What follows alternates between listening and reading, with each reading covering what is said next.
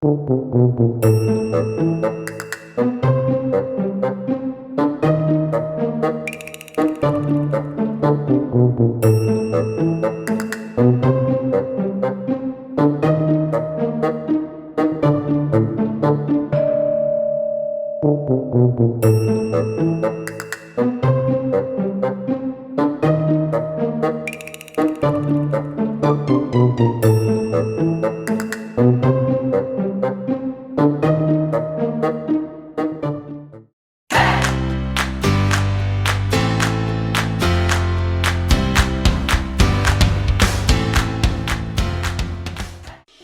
you have a need for speed?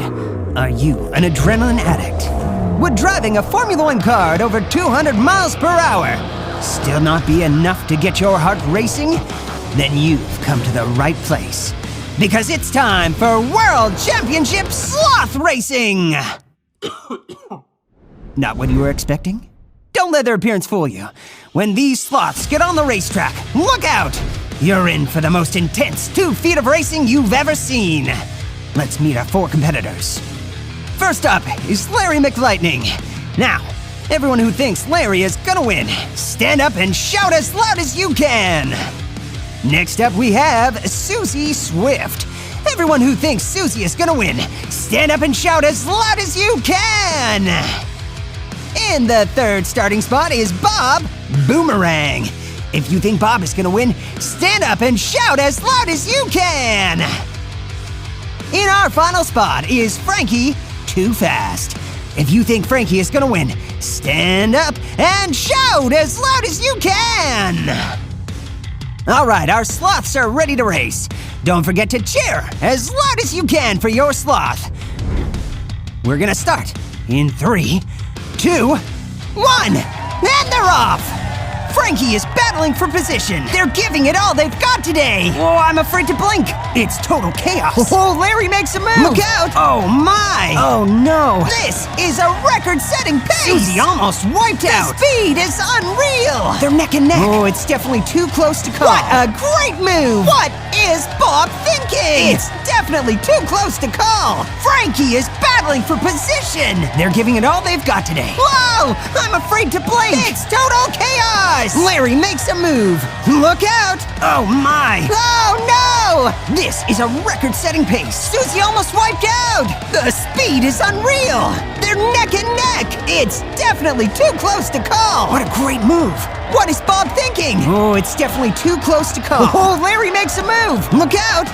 Wow! Larry McLightning wins a photo finish! Congrats to all you Larry fans out there! Whew!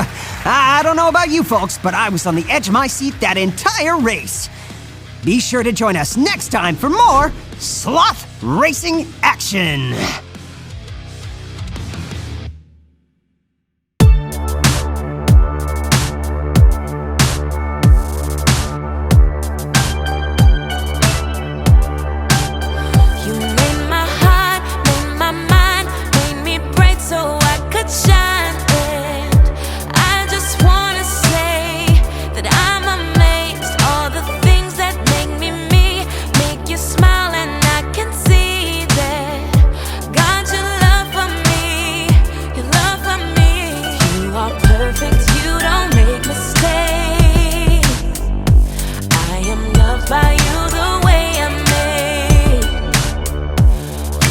Perfect, you don't make mistakes.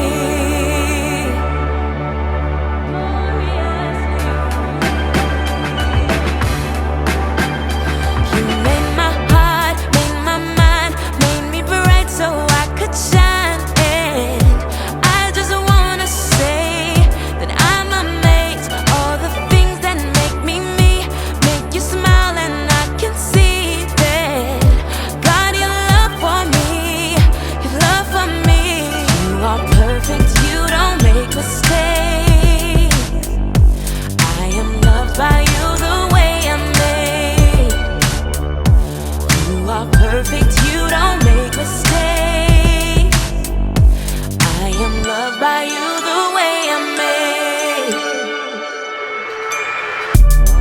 You made me on purpose, and I am not broken. You remind me of the truth that you have spoken over me. I am yours, I'm enough, that I am loved deeper than the sea. You made me to be. You made me on purpose, and I am not broken. You remind me of the truth that you have spoken over me. I'm enough, that I am loved deeper than the sea. You made me to be gloriously free. Gloriously free, yeah. Gloriously free, free. Gloriously free.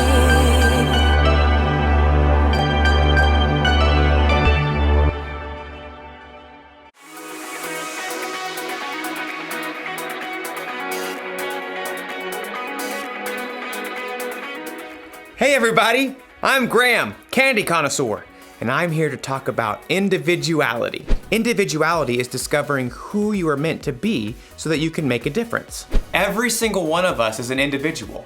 We were all made by God in our own unique ways. When you look at yourself in a mirror, you can see all the work that went into making every little detail. I see you!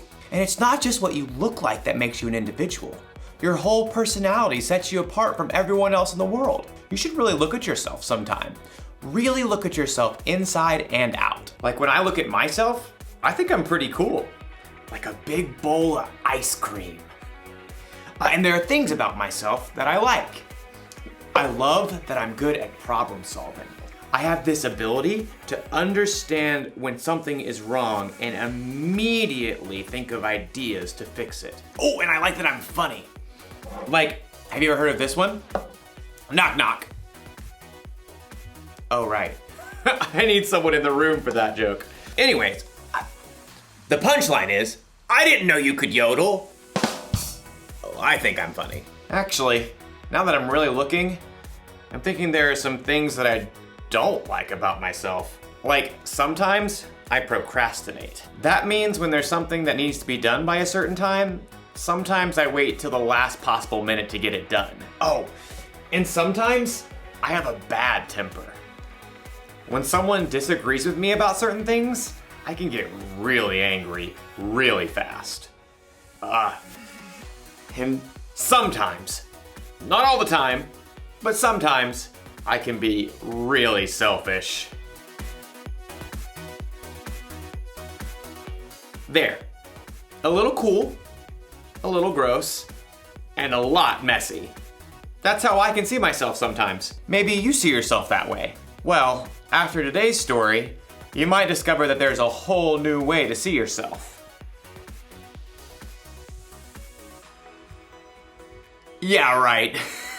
Like I'm really gonna eat that. See? I'm funny. The Bible.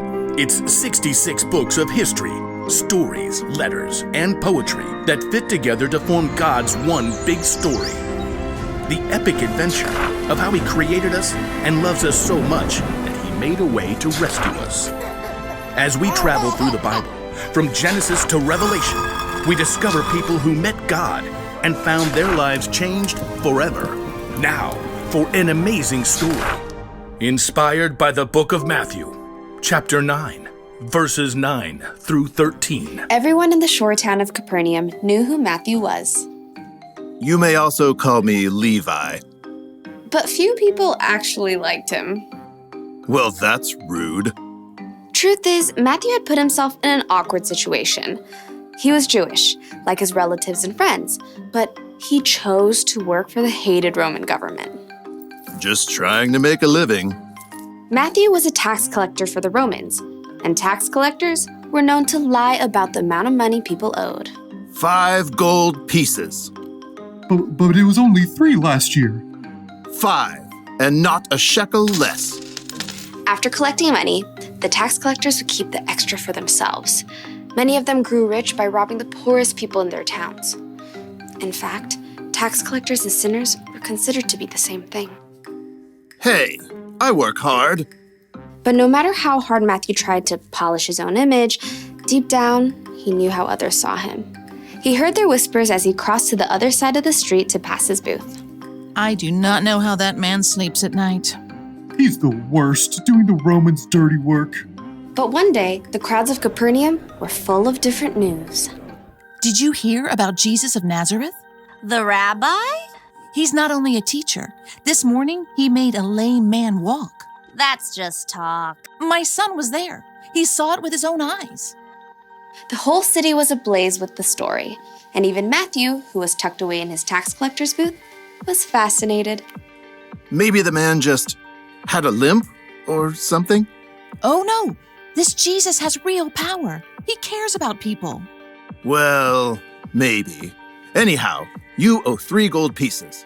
3? How are we supposed to eat for the rest of the season? Take it up with the governor. I'm just doing my job. I bet Jesus would have something to say to you. Next. Within a short time, the market became even more crowded. Jesus! Jesus is coming this way! From his booth, Matthew craned to see. Though he was curious, deep down, he had to admit that no rabbi would have kind words for him. I'm a fool.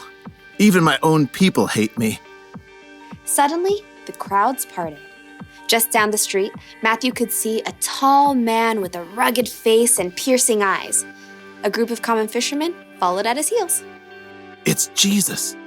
Matthew watched, waiting for the rabbi to pass him by. Instead, Jesus stopped right in front of Matthew's booth. Rabbi? Jesus looked directly at Matthew, reading every single thought in his heart. Nice day? Not too hot. Not too cold. Jesus kept his gaze fixed directly on Matthew's face. Come, follow me. Shocked, Matthew looked around. The crowd has fallen away. Who? Me? Jesus nodded. Matthew gaped. He had no doubt in his mind that Jesus knew every single thing about him, even everything he'd done wrong. But still, Jesus wanted Matthew to join him. Oh, well, yes. Matthew found himself leaping up from his seat and rushing out of his booth to join Jesus on the street. It's, nearly dinner time. Would you like to eat at my house? To Matthew's amazement, Jesus and his followers turned their steps towards Matthew's home. Quickly, Matthew sent out word to everyone he knew. Come to my house for dinner.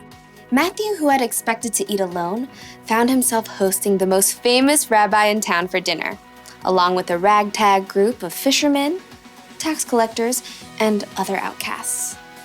Jesus doesn't care what I've done. He thinks I can be better, that I'm worthy to follow him.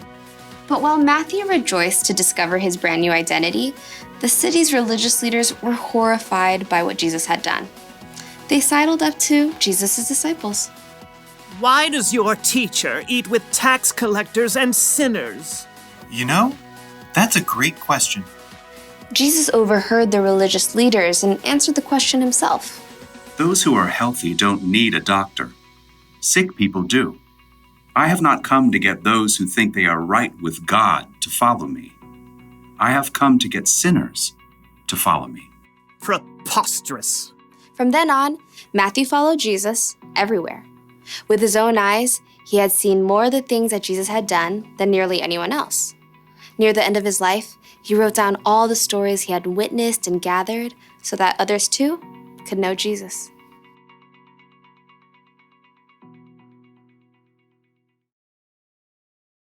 Before he was one of Jesus' disciples, Matthew was a tax collector. Tax collectors were kind of known for cheating people out of their money. Other people would have called Matthew a sinner, and it would have been true. Matthew, like everyone else in the world, sinned, which means he did things that God wouldn't want him to do. I wonder if Matthew saw himself this way. A little gross, a little messy. He might have felt ashamed, even worthless. But then something happened. He met Jesus. Jesus chose Matthew to follow him, even though Matthew sometimes did things he shouldn't. Even though he was a sinner, Jesus wants you to follow him too. He wants you to know him and trust him.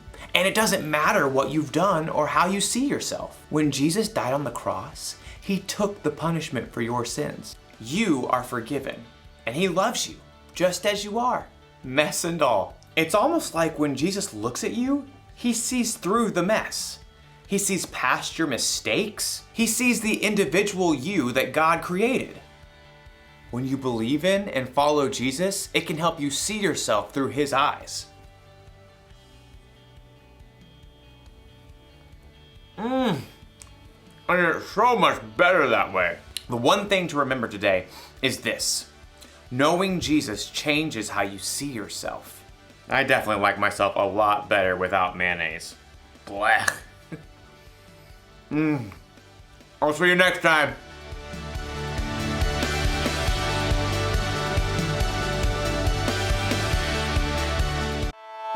Oh, excellent! I'm glad you're here. I'm Professor Frank Stein.